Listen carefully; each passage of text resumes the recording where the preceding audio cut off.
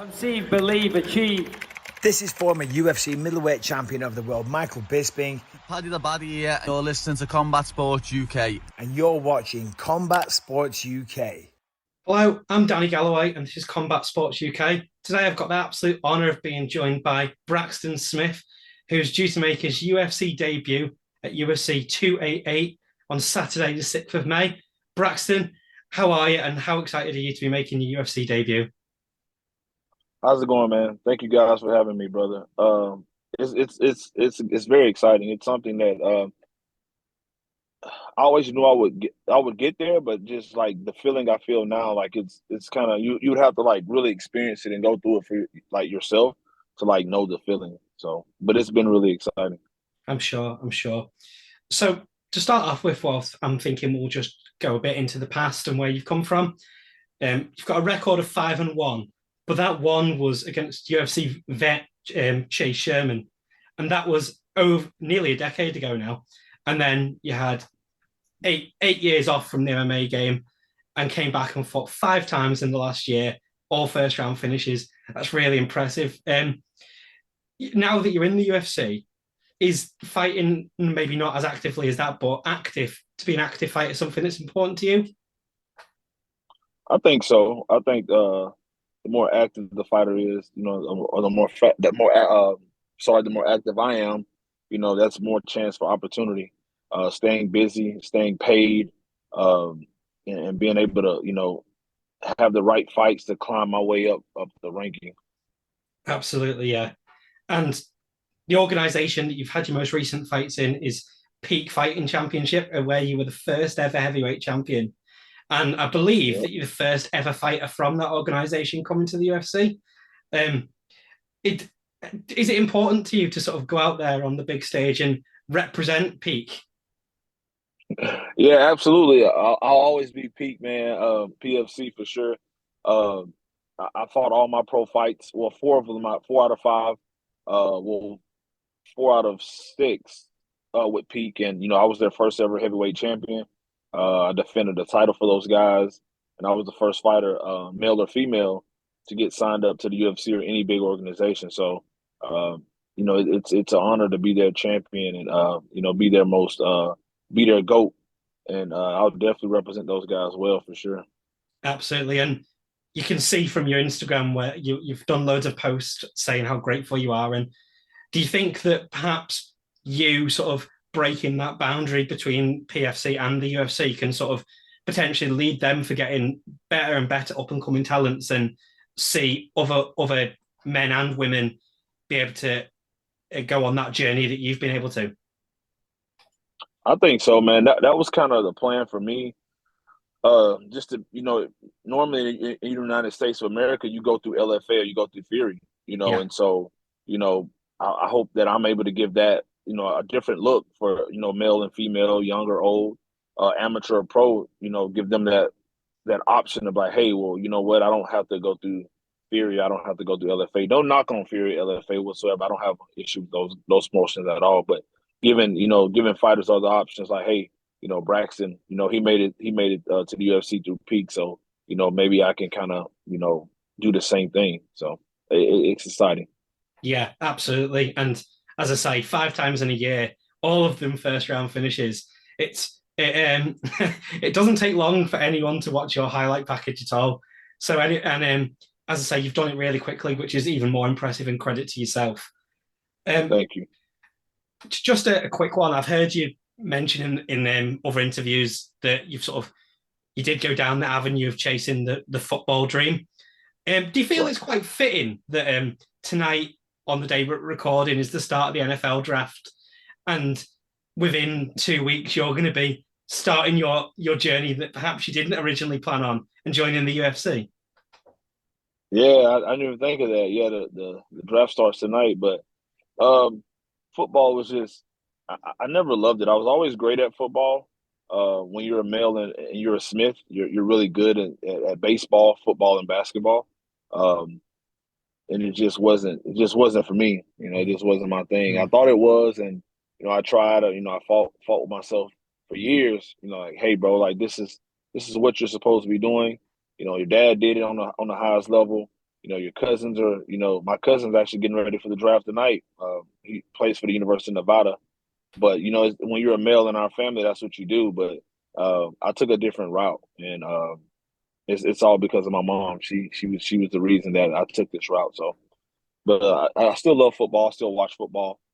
But yeah, fighting that's where the heart is.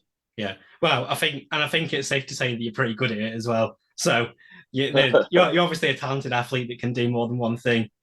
Um, quickly, last thing on your previous fights is that I noticed in your post-fight interview after your last fight against Savage that you mentioned that you were going to be looking to sort of find yourself a more permanent base and team.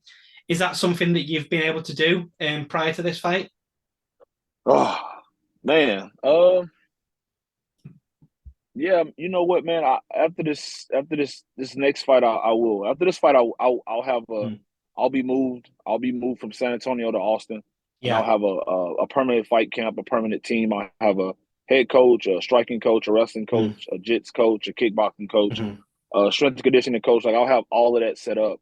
Yeah. Right now I'm at Ohana in San Antonio, and I'm grateful for Coach John and Coach Greg Mm. being able to help me the way they have been able to help me. But I'm gonna have to get over to Austin, man, and get something full time and just pick a team that's perfect for me while I make my title run. Yeah. Well, from an outside perspective, the MMA scene in Texas as a whole is booming. So I'm sure that once you go out there and put on a performance, you're going to have no short of teams that are asking you to come. So I'm sure you're not going to have any trouble in that department. Man, In terms of your styles, obviously, we've seen from your highlight package that striking is your forte, and you've been able to get knockouts with like short left hooks, high kicks, the lot. And one other thing I've noticed is that in your previous fight, particularly against Savage, you were dealing with a massive height disadvantage. right. It's just sort of a comment from you of what we can expect to see from you, and basically credit to you that you've obviously dealt with these things and it's not phased you at all. No, not at all, man. I was always told that hey, you may want to think about switching to 205. You may want to think about switching to 205. And I heard it so much. Um, Even as an amateur, I was like, maybe I need to fight at 205. Maybe I'm not tall enough to be at heavyweight. And I thought that, man. And even last year, coming in, I was like, I'll fight a few fights at heavyweight, then I'll eventually move to light heavyweight. And everybody I fought was 6'3" and up, and I was like, well, I'm not having issues and trouble, closing the distance. I'm not having, and I didn't think of it. If I'm dealing with a guy who's 6'4", 6'5", and he wants to shoot down to my 5'11", my legs, my frame, he has a long way to go. And that's a long way to go, and that puts yourself in a lot of danger. And once if you want to take a shot on me and shoot on me, you got to get close, and that also puts you in danger. And I was just like, well, let me see how I'm able to get around these jabs, especially, somebody like Savage who's 6'6". And I had no issue using my abilities. And I was like, man, I'm gonna fuck that. I'm gonna stay at heavyweight, Yeah. This is where I'm supposed to be. Yeah. So Well, if something's not broke, then why fix it? It's certainly working right. out for you so far. Exactly. This next fight you've got coming up on a huge pay-per-view, it's going to be against Parker Porter. Parker Porter's actually fresh off quite a heavy KO loss to Taffa.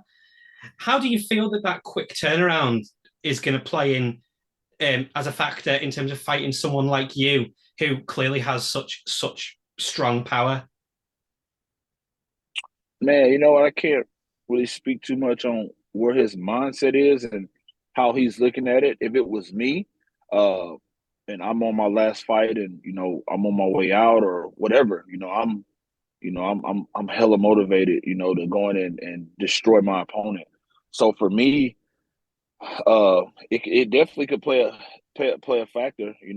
If I was him, I wouldn't think about it at all, because I just feel like even though he has the more experience and he's the veteran, he has the 6 fights inside the UFC, and he has a team. I've been training myself leading up to the second Savage fight, But yeah, man, like it's something you got to kind of get out of your head. You can't really be thinking about it, especially when you're fighting a dangerous fighter.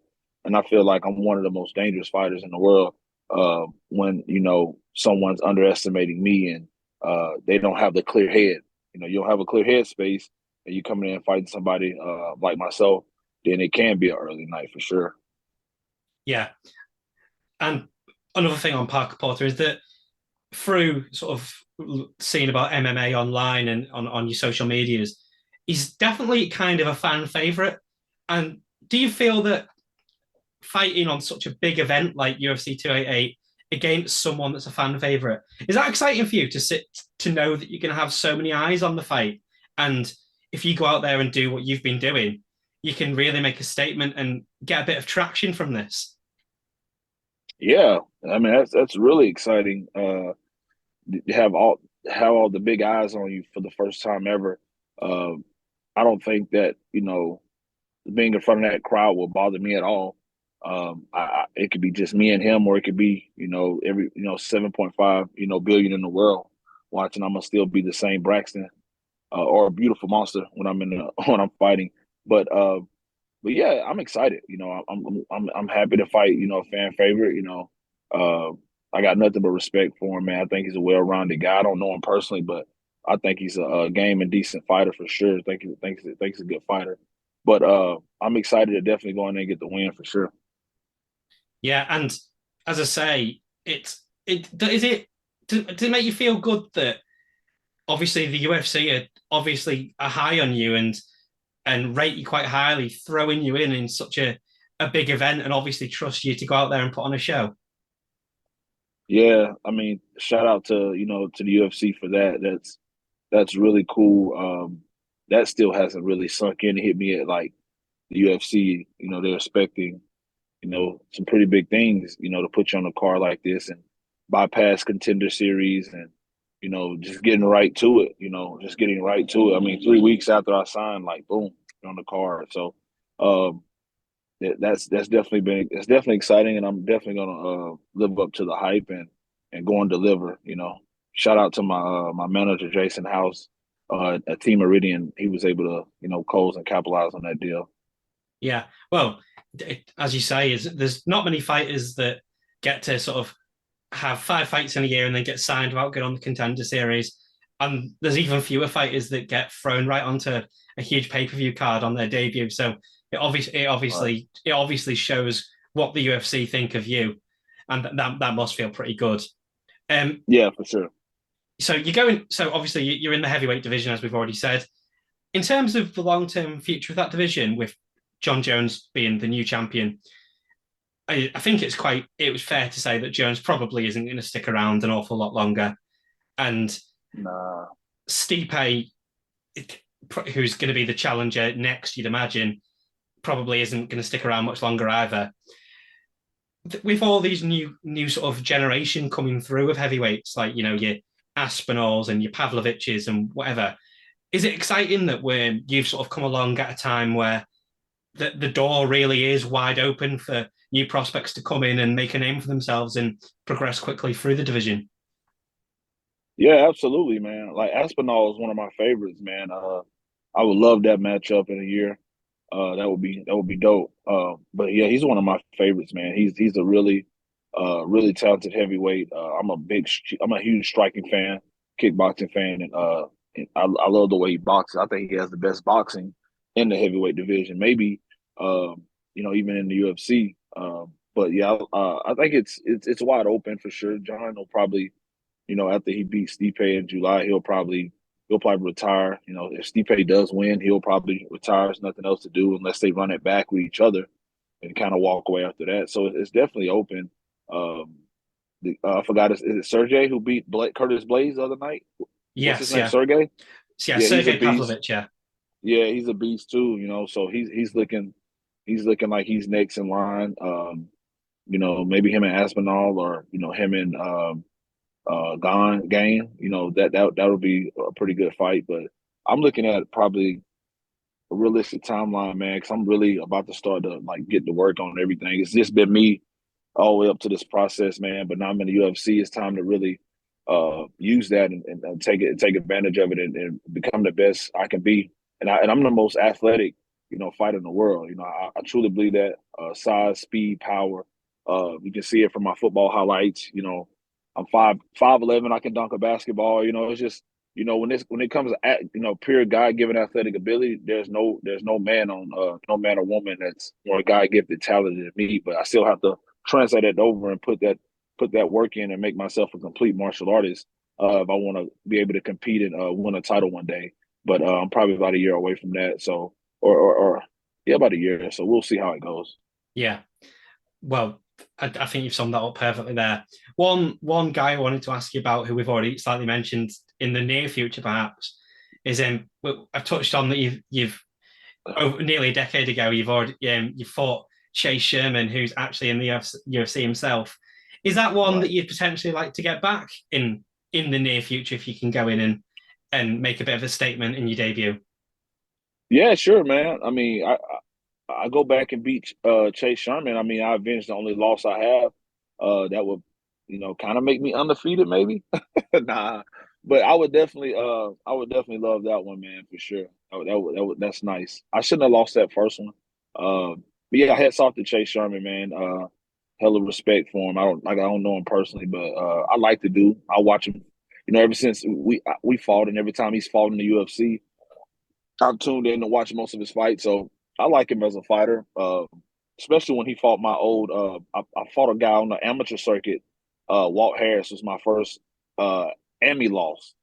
Right. He beat me. He beat me for a title back in. We're both from the state of Alabama, and him and Chase fought in the UFC a few years ago, and it was pretty cool to watch both of those guys fight because I had fought both of them, and I didn't at that time I was done with fighting. I had no intentions, on fighting again or even being in the UFC. So, but I would definitely like to get that one back for sure.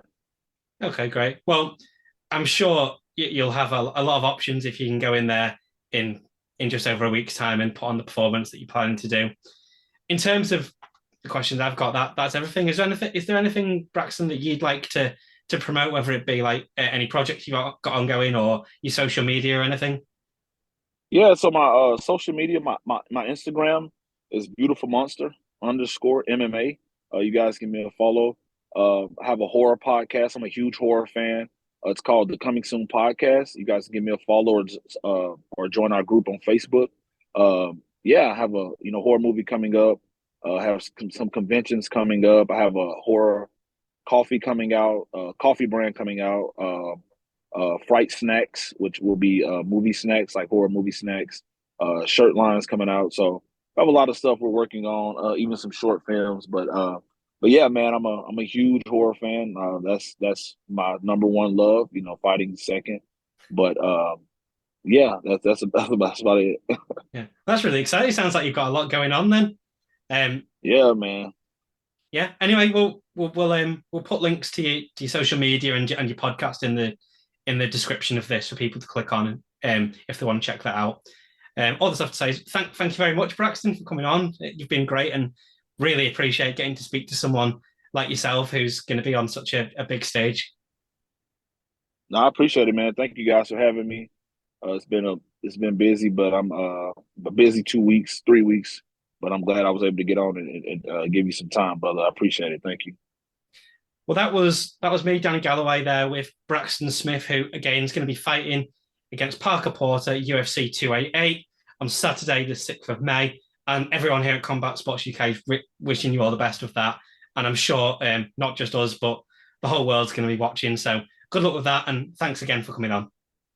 Thank you. Appreciate it, brother. Have a good one.